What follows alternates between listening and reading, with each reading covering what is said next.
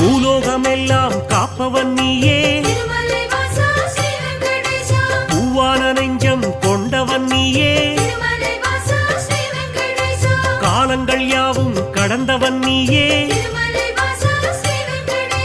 கைதொழுவோரின் காவலன் நீயே,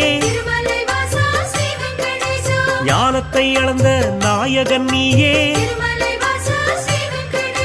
நாடிய செல்வம் தருபவன் நீயே,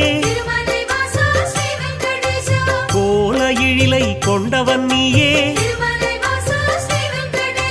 கோவிந்தா என்றால் அருள்பவன் நீயே,